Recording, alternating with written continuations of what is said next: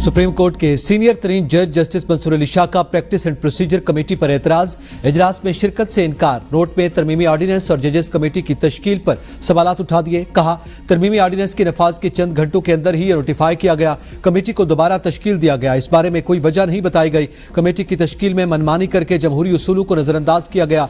क्यों दूसरे सीनियर तरीन जज जस्टिस मुनीब अख्तर को कमेटी की तश्कील से हटा दिया गया, ये नहीं बताया गया। क्यों अगले सीनियर तरीन जज को नजरअंदाज करके चौथे सीनियर तरीन जज को कमेटी का रुकन नामजद किया गया। ऑर्डिनेंस के बाद भी साबिका कमेटी काम जारी रख सकती थी। ऑर्डिनेंस कमेटी की तश्कील नौ लाजमी करार नहीं देता। ऑर्डिनेंस आने के बाद ही कमेटी की तश्कील नौ कर दी गई। ऑर्डिनेंस पर फुल कोर्ट इजलास बुलाकर फैसला लिया जाए। जब तक फुल कोर्ट इजलास नहीं होता या पुरानी कमेटी बहाल नहीं होती, इजलास में शिरकत नहीं करूंगा।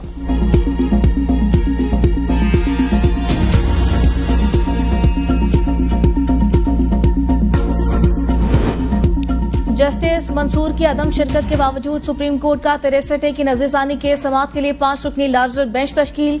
5 रुकनी लार्जर बेंच 30 सितंबर को आर्टिकल 63 नजरसानी केस की समाअत करेगा। Chief justice Qazi Faez Isa article 63 नजरसानी बेंच की सरबराही करेंगे। Justice Munib Akhtar, justice Aminuddin Khan, justice Jamal Khan Mandokhail और जस्टिस मजहर आलम मियाखेल भी बेंच में शामिल। ऑडियो लीक कमीशन केस की समाअत के लिए भी सुप्रीम कोर्ट का 5 रुकनी लार्जर बेंच तश्कील। जस्टिस मंसूर अली शाह बेंच की सरबराही करेंगे। लार्जर बेंच में justice Yahya Afridi, justice Aminuddin, justice Jamal Mandokhel और जस्टिस मुसरत हिलाली शामिल। केस समाअत तारीख के बाद में बताई जाएगी।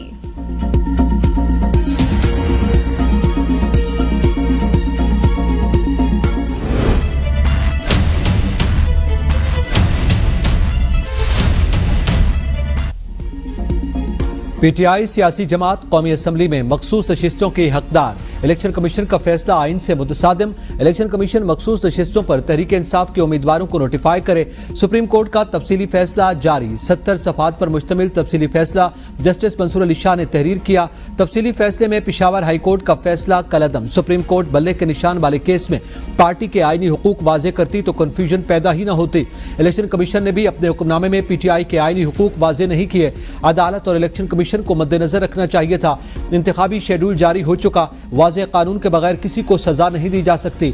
आइन में दिए गए हुकूक को कम करने या कदगन लगाने वाले कवानीन का जायजा तंग नजरी से ही लिया जा सकता है। जमहूरियत में इनफरादी या इज्तिमाई हुकूक में कम से कम मुदाखलत यकीनी बनानी चाहिए। इंतखाबी निशान वापस लिए जाने का मतलब ये नहीं सियासी जमात के आईनी हुकूक खत्म हो गए। समझने की बहुत कोशिश की सियासी जमातों के निज़ाम पर मबनी पार्लिमानी जमहूरियत में इतने आज़ाद उम्मीदवार कैसे कामयाब हो सकते हैं। इस सवाल का तसल्लीबख्श जवाब नहीं दिया गया। पीटीआई ने दावा किया आज़ाद उम्मीदवार भी पीटीआई के उम्मीदवार थे। वोटर्स ने उनके पीटीआई उम्मीदवार होने की वजह से उन्हें वोट दिया। इलेक्शन कमीशन के 1 मार्च के फैसले की कोई कानूनी हैसियत नहीं। इंतखाबी निशान न देना सियासी जमात के इंतखाब लड़ने के कानूनी और आईनी हक को मुतासिर करता है। आइन या कानून सियासी जमात को इंतखाबात में उम्मीदवार खड़े करने से नहीं रोकता।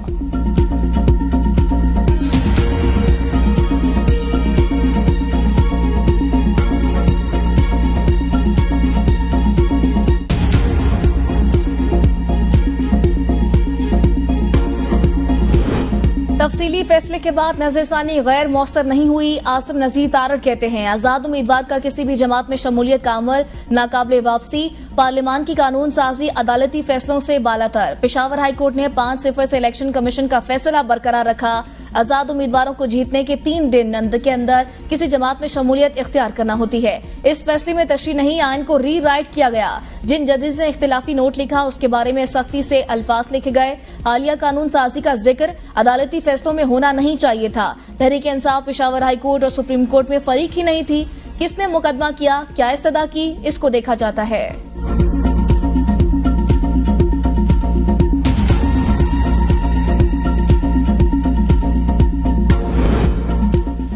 सुप्रीम कोर्ट फैसले के बाद इलेक्शन कमीशन फौरी पीटीआई के 38 एमएनएस की नोटिफिकेशन जारी करे। कोर कमेटी इजलास के बाद चेयरमैन पीटीआई बैरिस्टर गौहर का मुतालबा। कहते हैं सुप्रीम कोर्ट ने जमहूरियत को मजबूत किया। तमाम सियासी जमातों के दरीना मुतालबे की तायद की। सुप्रीम कोर्ट का फैसला इलेक्शन कमीशन पर फर्द जुर्म। सुप्रीम कोर्ट ने इलेक्शन कमीशन के किरदार पर सवाल उठा दिया। सुप्रीम कोर्ट ने कहा इलेक्शन कमीशन किसी पार्टी के खिलाफ ऐसा फैसला नहीं कर सकता। मखसूस नशिस्तें उसी पार्टी को मिलेंगी जिसके उम्मीदवार जीते हैं। इलेक्शन कमीशन किसी का आलाकार बनकर अपनी आजाद हैसियत पर समझौता कर चुका। 28 सितंबर को पिंडी में जलसा होगा।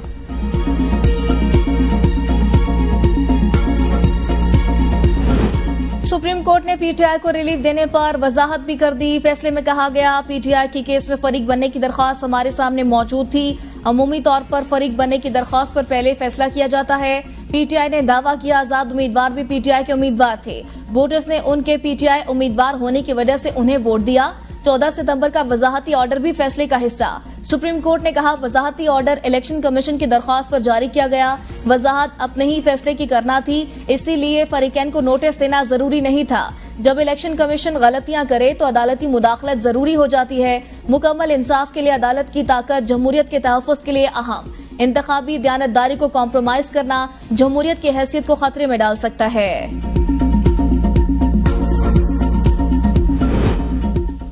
जिस अंदाज में दो जजेस ने अक्सरियती फैसले पर इख्तिलाफ का इजहार किया वो मुनासिब नहीं। सुप्रीम कोर्ट के फैसले में कहा गया, साथी जजेस बारे राय देना सुप्रीम कोर्ट की साख को मुतासिर करने के मुतरादिफ है।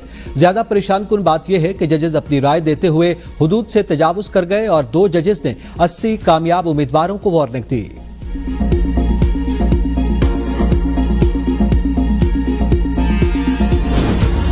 इलेक्शन कमीशन में मखसूस नशिस्तों पर इजलास फिर बेनतीजा खत्म। इलेक्शन कमीशन इजलास भी कोई फैसला न हो सका। कानूनी माहिरीन से मजीद मुशावरत जारी रखने का फैसला। Chief election commissioner Sikandar Sultan Raja ने इजलास की सदारत की।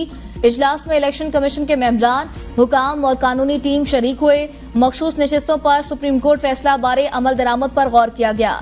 इलेक्शन कमीशन को लीगल एक्सपर्ट की एडवाइस से भी आगाह किया गया।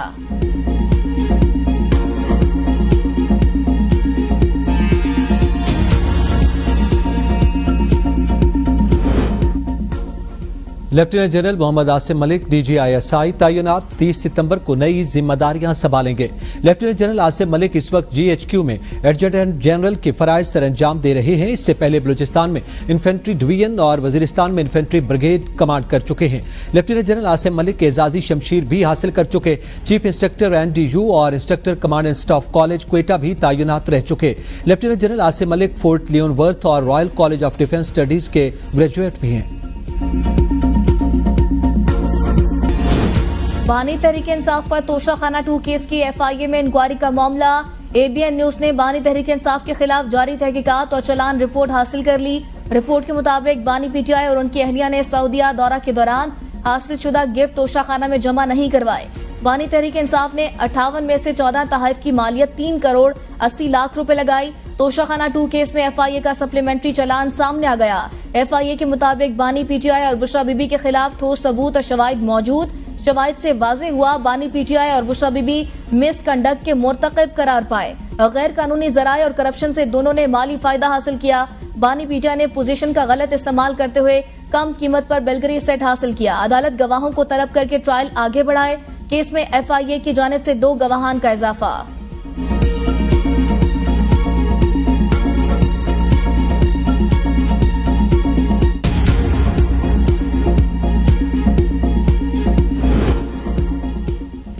बानी PTI की सुप्रीम कोर्ट में प्रैक्टिस एंड प्रोसीजर कमेटी में चीफ जस्टिस के खिलाफ दोबारा दरखास्त। मौक़िफ़ अपनाया। चीफ जस्टिस काजी फायजी साहब PTI और उनके खिलाफ जानिबदार हैं। चीफ जस्टिस मेरे और PTI से मुतालिक किसी भी केस का हिस्सा न बने। चीफ जस्टिस काजी फायजी साहब अभी तक अपने खिलाफ दायर रेफरेंस को जाती हमला तस्वुर करते हैं। दरखास्त में बताया गया कि चीफ जस्टिस काजी फायजी साहब की अहलिया मुतादिद मौक़े पर बानी PTI के खिलाफ बयानात दे चुकी हैं।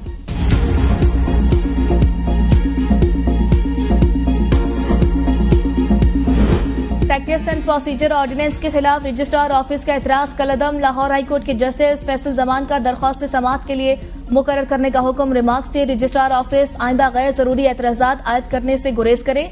दरख्वास्त गुजार का मौक़िफ़ है, सदारती ऑर्डिनेंस के जरिए सुप्रीम कोर्ट के इख्तियारात को कम या ज्यादा नहीं किया जा सकता। अदालत सदारती ऑर्डिनेंस कलअदम करार दे। तहरीक इंसाफ का सुप्रीम कोर्ट में प्रैक्टिस एंड प्रोसीजर एक्ट के खिलाफ सिंध हाई कोर्ट से रुजू। दरख्वास्त में विफाक, सेक्रेटरी काबीना और सेक्रेटरी पार्लिमानी अमूर फरीक।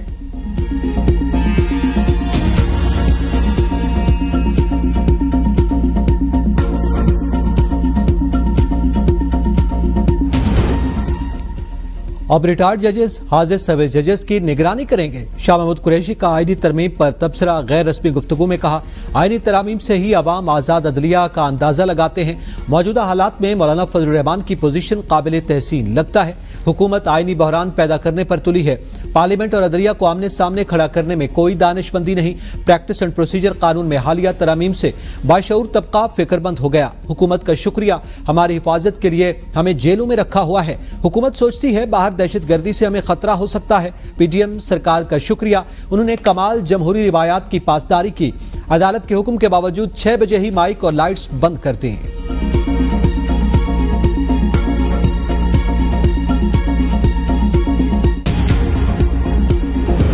पार्लियामान का हक किसी को सल्ब करने की इजाजत नहीं दी जा सकती। स्पीकर पंजाब असेंबली मलिक अहमद खान की लाहौर में प्रेस कॉन्फ्रेंस। कहा, पार्लियामान को अदालत कैसे कह सकती है ये कानून पास करे।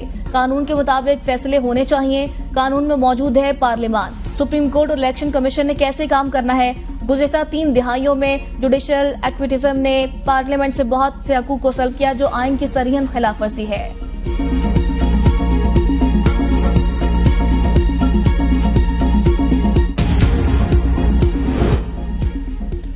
अमरीकी सफीर डोनाल्ड ब्लूम की नवाज शरीफ और मरियम नवाज से मुलाकात। वज़ीर आला पंजाब मरियम नवाज ने जाती उमरा पहुंचने पर अमरीकी सफीर डोनाल्ड ब्लूम का इस्तकबाल किया। मुलाकात में दोनों ममालिक के बाहमी दिलचस्पी के उमूर पर तबादला ख्याल किया गया। वफाकी वजीर एहसन इकबाल भी मुलाकात में शरीक थे।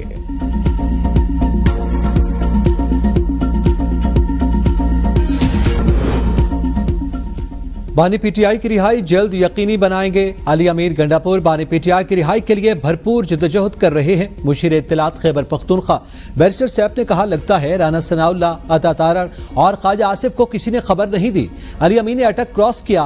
बानी पीटीआई की रिहाई के लिए जद्दोजहद जारी रखेंगे। मरियम नवाज पीटीआई की बढ़ती मकबूलियत से शदीद खौफ का शिकार। वज़ीर आला केपी ने जाली वफाकी हुकूमत की नींदें हराम कर रखी हैं।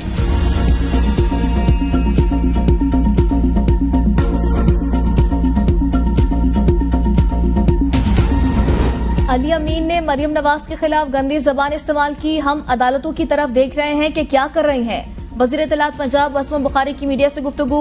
अली अमीन गंडापुर की गंदी गुफ्तगू का इलाज हमने कर दिया। हमें बदमाशों की बदमाशी निकालनी और कानून पर अमल दरामद करवाना आता है। जिसने कानून तोड़ा है उसे नहीं छोड़ेंगे। हमने झूठे इनकलाबियों को समझा दिया है कि जहानत किस चीज का नाम है। सोशल मीडिया के गलत इस्तेमाल पर कार्रवाई होनी चाहिए। अली अमीन गंडापुर ने बहुत घटिया बातें की। मैं डट कर मुकाबला करूंगी, किसी से डरने वाली नहीं। भागने के बाद औरत और मजलूम कार्ड निकाल कर ले आते हैं।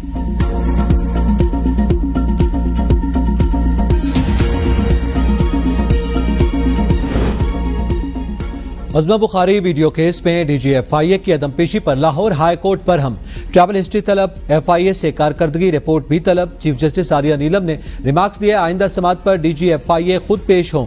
डीजी को बता दीजिएगा अदालत से खेलना इतना आसान नहीं। एफआईए को आदत है लोगों को ऑफिस बुला के पकड़ने की, खुद ऑफिस से बाहर नहीं निकलते। अज़मा बुखारी के वकील ने कहा, एफआईए कहती है हमें पता नहीं फलक जावेद कहाँ है, पकड़ने की कोशिश कर रहे हैं। जस्टिस आर्या नीलम ने कहा, एफआईए हर बार बगैर तैयारी के आता है। केस की समात 30 सितंबर तक मुलतवी।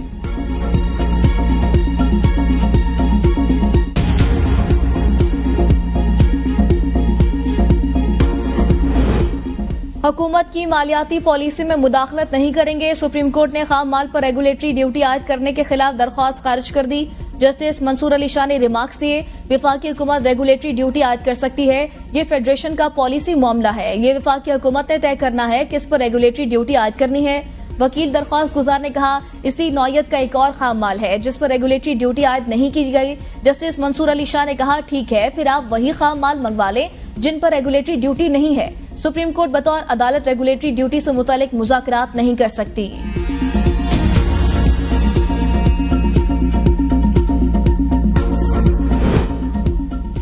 सेनेट की इक्तिसादी उमूर कमेटी का इजलास। कमर्शियल बैंक्स का महंगे डॉलर बेचकर 65 अरब रुपए कमाने का इंकशाफ। स्कैंडल पर स्टेट बैंक से तफसीली रिपोर्ट तलब। चेयरमैन कमेटी सैफुल्लाह अब्लू ने कहा, यह गरीब आवाम का पैसा है जो वापस आना चाहिए। यह पैसे उन बैंकों से रिकवर कराएं। सेनेटर कामरान मुर्तजा ने सवाल किया, क्या महंगे डॉलर बेचने पर किसी को जिम्मेदार ठहराया गया? स्टेट बैंक हुकाम ने कहा, मुलव्विस कमर्शियल बैंक्स के खिलाफ पैनल एक्शन लिया गया। कमेटी में IMF कर्ज के इस्तेमाल का मामला भी जेर बहस। चेयरमैन कमेटी ने कहा, हम बार बार IMF के पास कर्ज के लिए जा रहे हैं। बताया जाए IMF से कर्ज लिया गया कर्ज कहां इस्तेमाल होता है। स्टेट बैंक हुकाम ने कहा बैलेंस ऑफ पेमेंट के अलावा किसी और चीज पर कर्ज इस्तेमाल नहीं कर सकते। IMF का कर्ज सिर्फ स्टेट बैंक को ही मिलता है, हुकूमत को नहीं।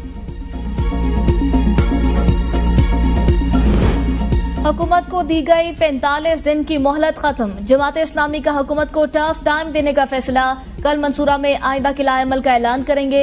अमीर जमात इस्लामी हाफिज नईमुर रहमान का ऐलान। कराची में प्रेस कॉन्फ्रेंस के दौरान कहा लोग तैयार हो रहे हैं, एहतजाज का दायरा वसी होगा। पहले शटर डाउन हड़ताल की, अब पहिया जाम करेंगे। हुकूमत को आवाम को रिलीफ देना पड़ेगा। IPPs मुआहदों पर नजरसानी की जाए। जिन IPPs की मुद्दत पूरी हो गई वो खत्म किए जाएं। कैपेसिटी चार्जेस की मद में अरबों रुपए आवाम से वसूल किए जा रहे हैं।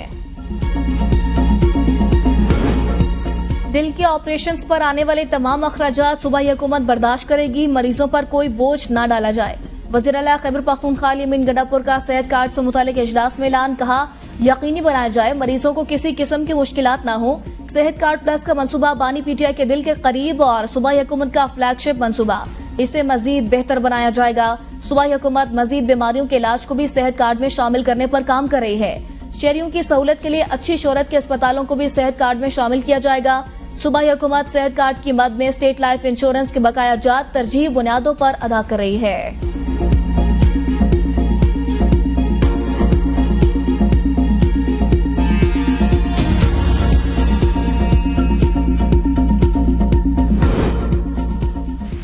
खैबर पख्तूनख्वा असेंबली का इजलास। सूबाई वजीर लाइफ स्टॉक फजल हकीम ने कहा सबात एक सयाती मकाम, इसके अमन और खुशहाली के लिए मिलकर काम करना चाहिए। 27 सितंबर को हम सबात के अमन के लिए निकल रहे हैं। सबात के लोग बहुत जख्मी हैं। लोगों से दरखास्त है जो शख्स सूबे के अमन को खराब करता है उसको पकड़कर कानून के हवाले किया जाए। गुज़िश्ता रोज बालम जबा में पुलिस पर धमाके की मजम्मत करता हूँ। खुशकिस्मती से गाड़ी को कंट्रोल किया गया, अगर गाड़ी बेकाबू होती तो ज्यादा नुकसान होता। सूबिया शाहिद ने कहा मिनिस्टर साहब ने गिला किया पंजाब में औजार नहीं थे।